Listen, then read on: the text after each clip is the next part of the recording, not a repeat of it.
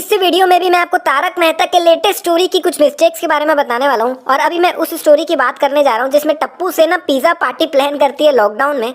और सब घुमा फिरा के वो लोग का प्लान ये बनता है कि मेहता साहब का घर लॉक रहता है तो हम वहाँ जाके पार्टी कर लेंगे।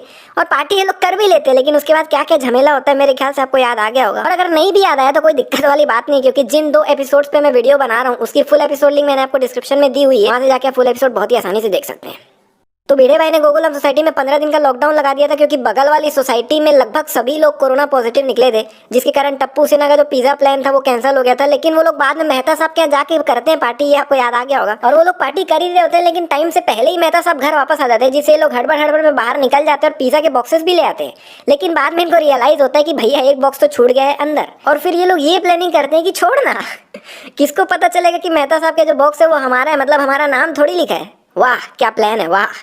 नहीं मतलब भाई आज नहीं तो कल ये तो पता चल ही जाएगा ना कि अंदर बॉक्स कहाँ से है, टप्पू सिन्हा ने बॉक्स रखा है करके। क्योंकि भाई मेहता साहब के घर के अंदर जाने के लिए चाबी लगती है, जो कि मेहता के पास है, अंजलि के पास है और जेठालाल के पास है।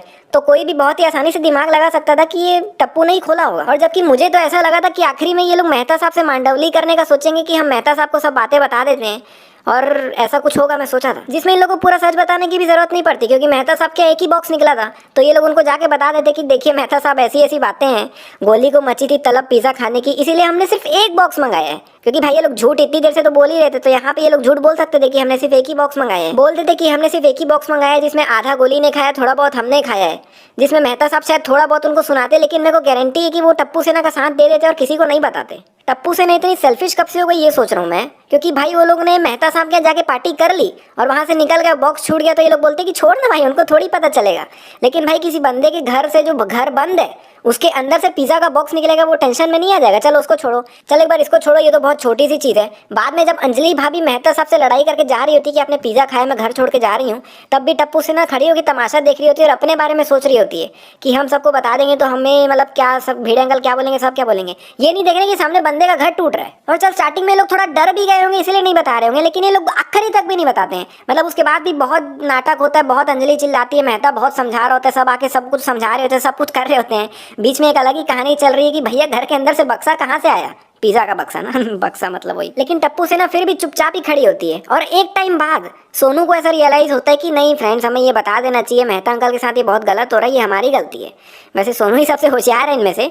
लेकिन उसके बाद मेरे ख्याल से सब लोग मिलकर टप्पू सेना की तारीफ कर देते कि मेहता अंकल, सॉरी मेहता साहब, इनसे सीखिए, इन लोग इतना कंट्रोल कर रहे हैं, ये लोग नहीं खा रहे और आप बाहर से पिज्जा मंगा के खा रहे हैं।